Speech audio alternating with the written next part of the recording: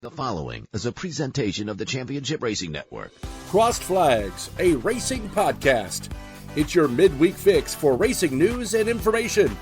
Brought to you by the Championship Racing Network. Now let's head trackside to join your hosts, Steve West and Matt Nicholson.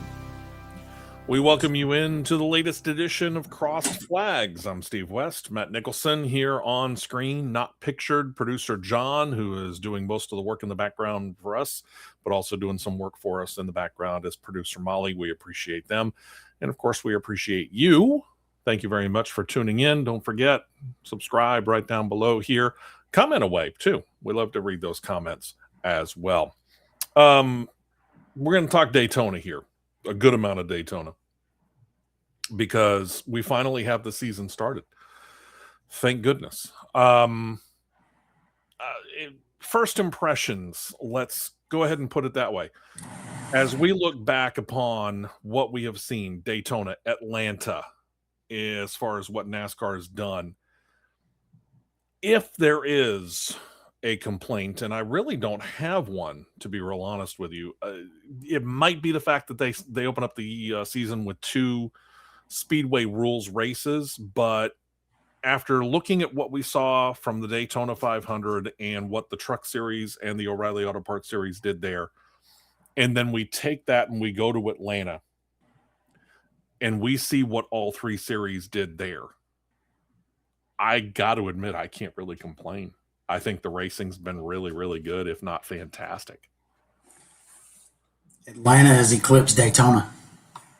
I would agree, absolutely agree with that. I mean, at one point in time, we could even go here. Not only is it eclipsed Daytona, I might go so far as to say Atlanta might be the most exciting racetrack that NASCAR currently races on. There's really no disputing that. I mean, at one point in time, we could call it Kansas. I think Kansas really put together some really, really good races. But, man, you look at what Atlanta has done, and we questioned it, and so did a lot more highly paid people that got paid a heck of a lot more than what we have been in our lives. We're not the only ones that question them reconfiguring this to the 28 degrees and making it a super speedway race. In retrospect, we were all wrong. They got it right. Yeah, they got it right and then some, because, doing all that testing and stuff via iRacing, they hit on it. Mm-hmm. And the way the car is set up, and you combine it with a hybrid super speedway rules package, that's can't argue with that. No, not at all. So, all right. So after Daytona, which we did talk about last week, and then we move to Atlanta. Strangest thing about Atlanta, and this would be picture number 1 that I sent to producer John here, is the fact that I don't know as I have ever seen a car with this much damage at a track that is as fast as this be able to claim a win. Well, the time I've seen something of that nature is the Bud Shootout when Eric Jones won a few years. I think it was 2020 or 2019, somewhere in there, when Eric Jones won and the whole entire front of the nose was caved up and it looked like that. Yeah, That's I mean, the time.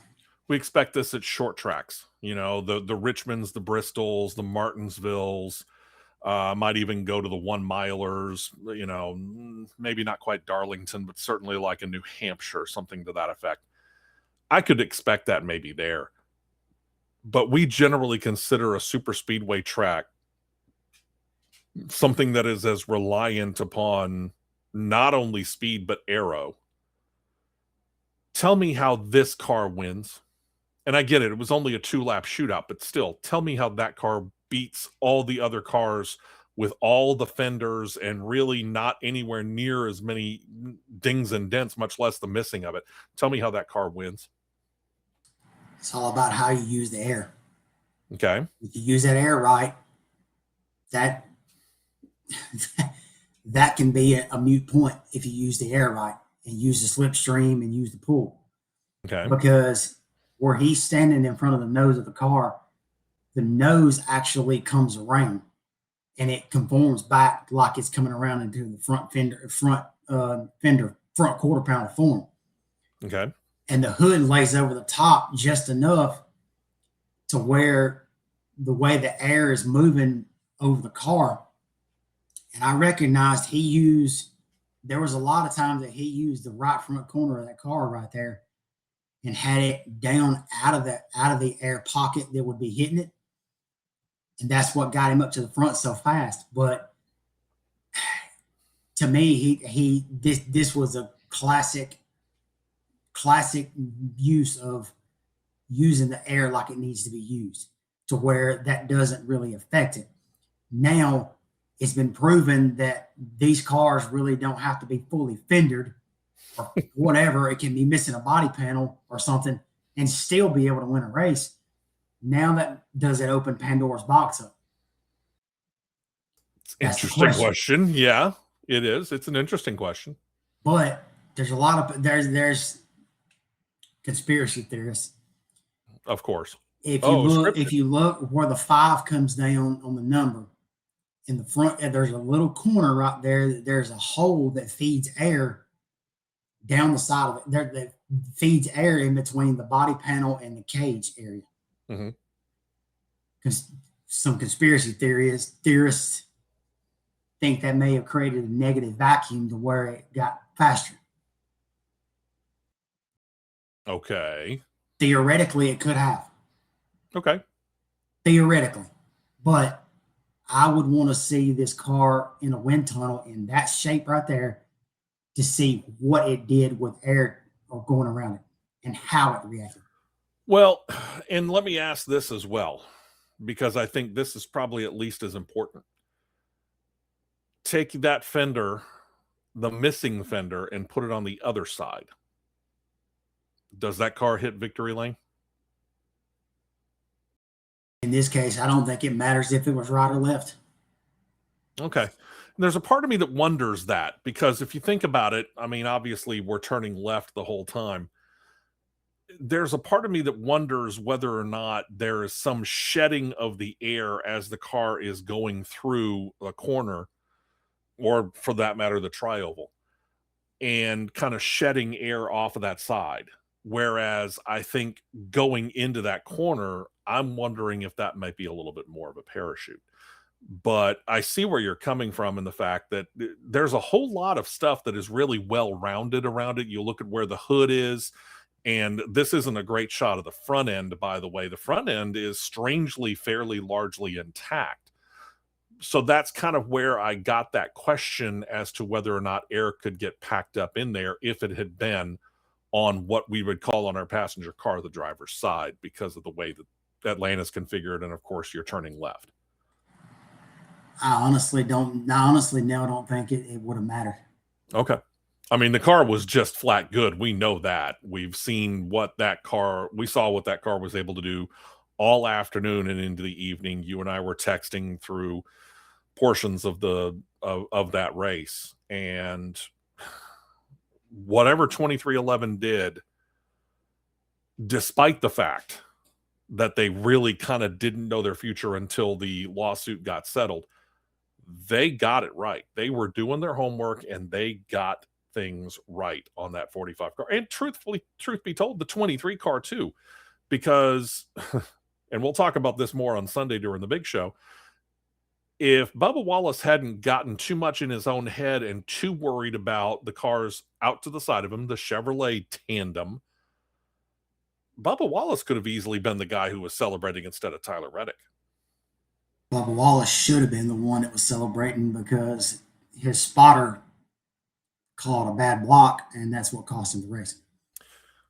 And in the process of blocking, Bubba goes so hard to the outside that he actually moves over one lane further than what he needed to, and just went to a non-existent third row, and that allowed Carson Hocevar and everybody to push on through. Now, to Tyler Reddick's credit and Chase Briscoe's credit, they didn't waver. They just stuck with it and said, hey, you're my Toyota teammate. I'm going to push you as far as I can. And then once we have ourselves out front, we'll battle it out amongst ourselves. Chase Briscoe just didn't have the tires to be able to do anything with that 45 car. He could have if he would have had a tighter push, but I think he was content with just letting it go. Yeah. And that brings us to, I guess we could call it picture number 2 from what we came up with. It is amazing how few drivers have actually claimed the first 2 races of the year. You would think in the 75 plus year history of NASCAR and what we now call the Cup Series, the top series, only 6 drivers have ever won the first 2 races of any given season. And it took from 2009 until now for us to be able to do that. You can see the gaps right there. In some cases, you're looking at 20 plus years again, if not more. And we saw it happen just looking at the graphic right there. You saw it twice in the first couple of years, and then you have these long waits going on between now and then. And I get it. We've had a variety of tracks over the course of time, but why is it so hard to claim the first 2 wins of the year? Is it simply because of the variety of tracks that we go to after the Daytona 500? With how the schedule is aligned now, yes, it's more a matter of, I think it's now more a matter of luck than skill. Okay. With 2 super speedway races right off the bat. So that was a big help. Like if we had gone from here to Coda, do you think that's probably not the case? We're not looking at that graphic. I mean, even though Tyler Reddick won his first career Cup Series race at Coda.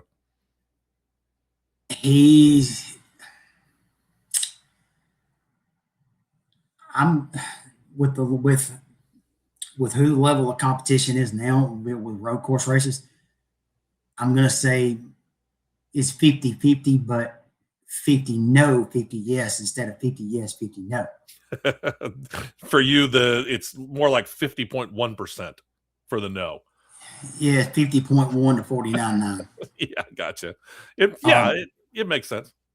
Yes, even though he's good at Coda, mm-hmm. and there is a realistic chance that he could go 3 for 3, which has never happened in the history of the Cup Series. He could go 3 for 3, which I highly doubt is going to happen because I'm fully anticipating it being the Trackhouse show this weekend. Oh, you and me both. But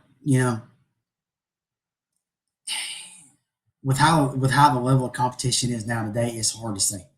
It's really hard to say. Have we evened things up a little bit more? Is there such a thing as parity right now?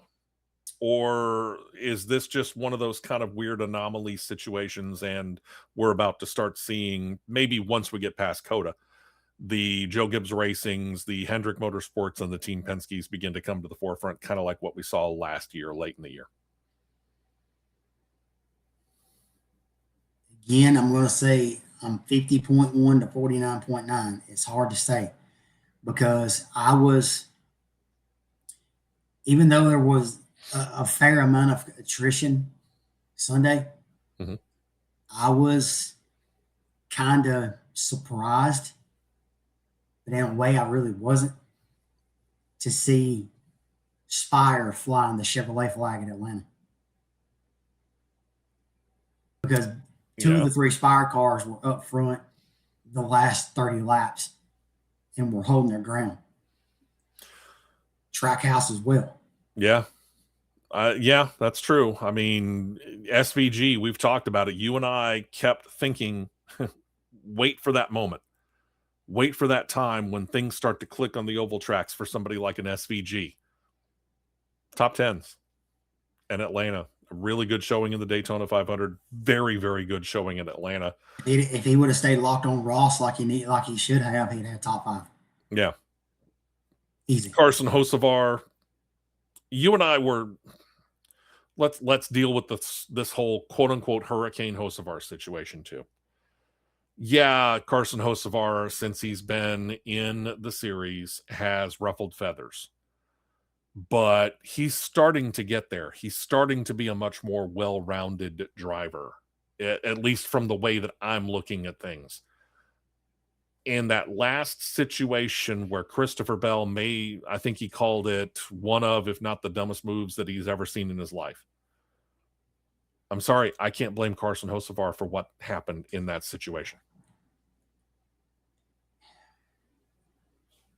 You really can't, because when it's that late in the race, and when the pay windows open up, you've got to take a hole when it's there. The hole opened up. Yeah. And Ross was shoving him. Yeah, that's the key right there. You and I talked about that one car shoving Carson Hocevar 77. Ross was shoving him. But in that sense right there, I've got to put it 50% on Bell, 50% on Tab Boyd. Okay. Because Bell's instinct, he probably heard Hocevar coming on his left side. I would bet. He probably heard him. And in natural instinct, he probably reacted to go back down and fill the hole. But too late. Tab Boyd should have told him, he's there, hold your ground. Mm-hmm. Because there was a third lane that was going to form, and Bell would have had help. Oh, sure. Yeah. This is, well, all right, let's do the comparison here. This is somewhat similar to the Daytona 500 at the end. You and I talked about the fact that Brad Keselowski had one heck of a head of steam coming out on the outside row as they were heading into the tri-oval going on that final lap of the Daytona 500. If Riley Earpst in that 35 car had made that move a split second earlier, we might have been talking about Riley Earpst being your Daytona 500 champion. Instead, it was just a hair too late for Christopher Bell. Same situation, or is this totally different? Totally different. Okay, how? Totally different because you don't have a massive run. This is not a massive run like Riley Earpst had. Okay. In my opinion. You're coming up through the gears and you're getting your bearings about you to make this last run to the checkers. And you have in Atlanta, where the spotter standing versus Daytona, you had the cars coming at you at Daytona and you had them going away from you in Atlanta. Okay. Line of sight's better. So that's why I've got to put it 50-50 on Bell and Boyd versus where it's 100% on Riley Earpst's spotter. Okay. Because Riley's more concentrated on the run and just listening and using his eyes in the sky. When when Herbst's spotter at Daytona should have said, it shouldn't have even said clear. He just let Riley go and make his move, and he made the move a hair too early, which put him in the wall. Okay. To where this Atlanta, Bell and Boyd had their move made a hair too late. Okay. All right. Then what we're looking at here, again, we're now leaving here. We're going to COTA. And you and I are pretty much already prepared to say, I can guarantee you that you and I are probably going to have some very similar picks when it comes to the fantasy league, which, by the way, is open to you. And I'll let you go ahead and let them know, but we have a NASCAR.com fantasy league that still can be entered. It's still early enough to where people make up ground. If some of our fans of the podcast want to do it that have not seen necessarily the big show and seen how to do it, how could they get in on it? Just go to NASCAR Fantasy Live and under leagues, search for CRN Fantasy Live 2026, and you'll be home. There you go. You and I would imagine, without comparing notes, and we'll do it off the air on Saturday. We can do it on the air on Saturday morning if you want to, but off the air, I bet you and I will have very much the same, or certainly strikingly similar fantasy league teams, because you can have 5 drivers plus put one in the garage. I would imagine 4 out of the 6 slots will probably be the same. I'll put it that way. Maybe more. Likely. All right. Here's the other main thing that I want to talk about. We are going to talk about the Craftsman Truck Series lineup, but I want to talk about one more thing. So we showed you a moment ago a graphic that appeared on the broadcast talking about the 6 now drivers who have won the first 2 races of the season. Earlier on in stage 3, the final stage at Atlanta Motor Speedway, they did what Fox should do, which is they promoted the upcoming weekend, shall we say. And the upcoming weekend is very, very different from what we have seen in the past, because the first 2 weekends of the year, NASCAR was pretty much all by itself. Yeah, Formula E was running in Jeddah, Saudi Arabia, and then Daytona took center stage once again. But in this case, we have IndyCar starting their 2026 season. So, producer John, would you please put this graphic up? I couldn't resist showing this. Note that all 3 of these are on the main network, which kudos to the Fox network for doing this. Truck Series race will be on Fox on Saturday because they're running on the street course in St. Petersburg. Why can't we put the Xfinity/O'Reilly Auto Parts Series race on there? Well, of course, the CW has the rights to that. So no, we can't do that. CW will be airing the O'Reilly Auto Parts Series from Circuit of the Americas. Then you go to Sunday. IndyCar race, St. Petersburg, Fox, Cup Series race, COTA, Fox, back to back. They're effectively going to go from the coverage at St. Petersburg straight out to COTA, unless things just go ridiculously fast. And even then, I think they'll probably go post-race from Indy to pre-race from Cup. Tell me, don't tell me that, let me put it, this is a better way to put it. Don't tell me that they couldn't have figured out a way, Fox, to get not only all your races on the IndyCar series on the main network, but all of the Cup Series races on Fox.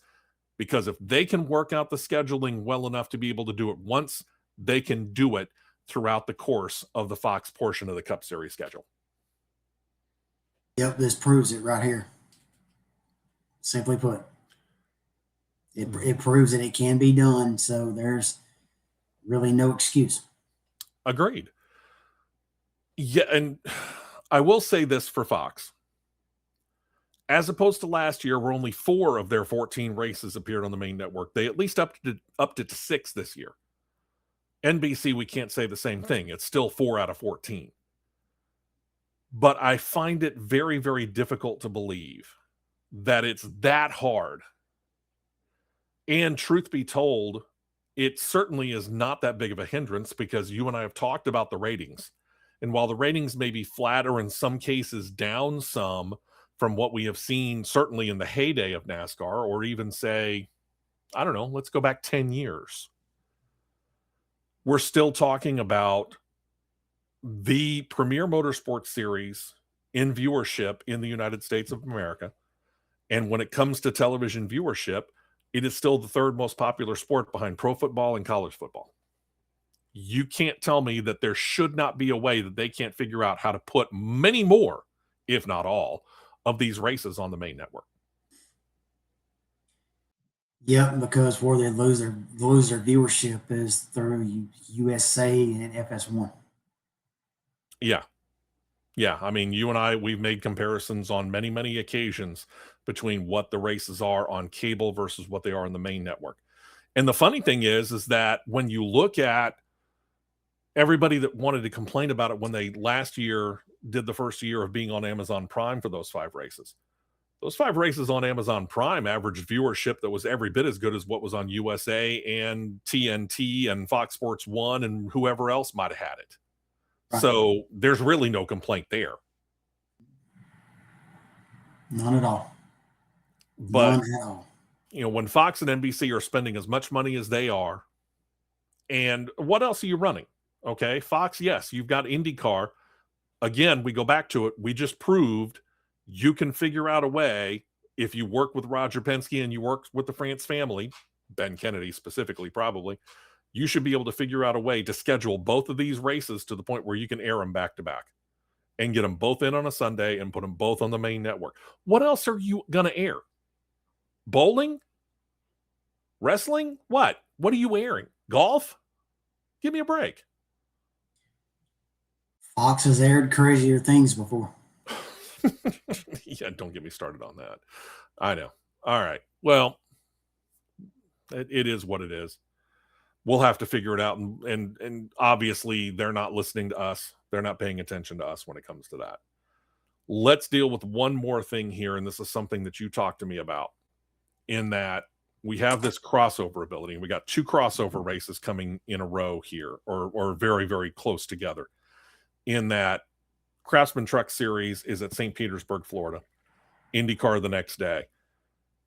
Then they do the same thing at Phoenix, except the Craftsman Truck Series is out and the Cup Series and the O'Reilly Auto Parts Series are there along with IndyCar.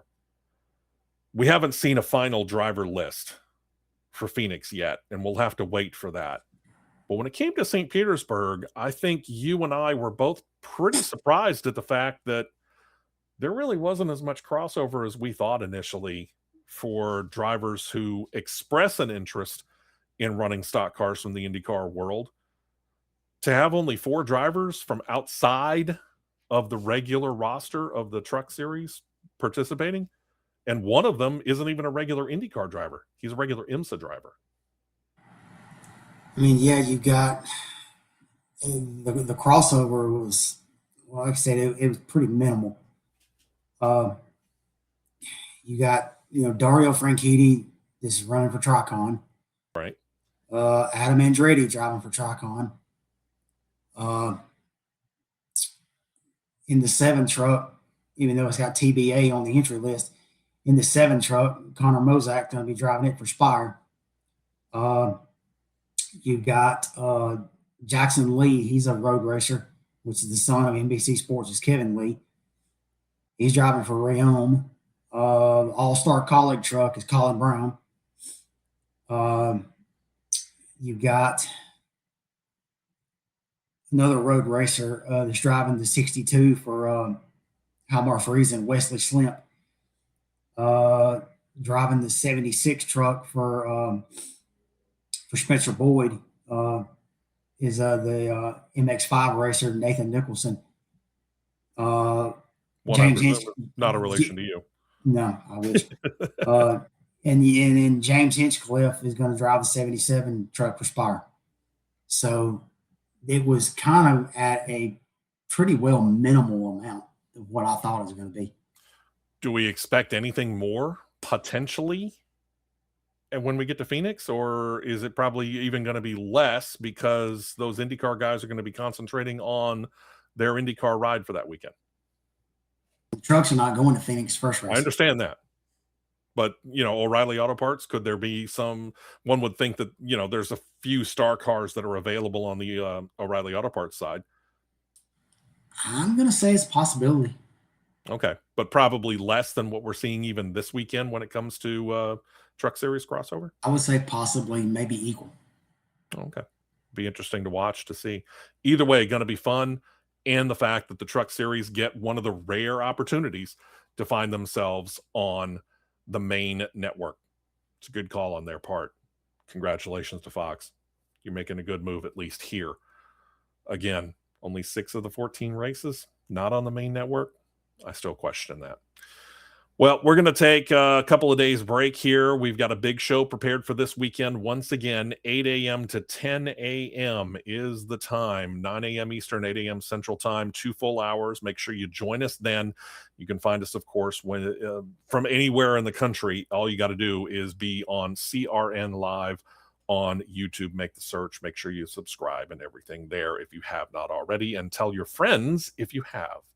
And we thank you very much for checking us out. Thanks to producer Molly and producer John. My thanks to Matt Nicholson. I'm Steve West. We will be back this Saturday with another edition of The Big Show. And, of course, next week right here for another edition of Crossed Flags.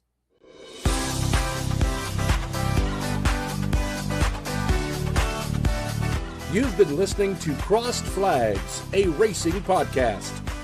For more content like this, subscribe to CRN Live on YouTube, and you'll be set to catch the 2-hour live show every Saturday morning at 9 Eastern, 8 Central.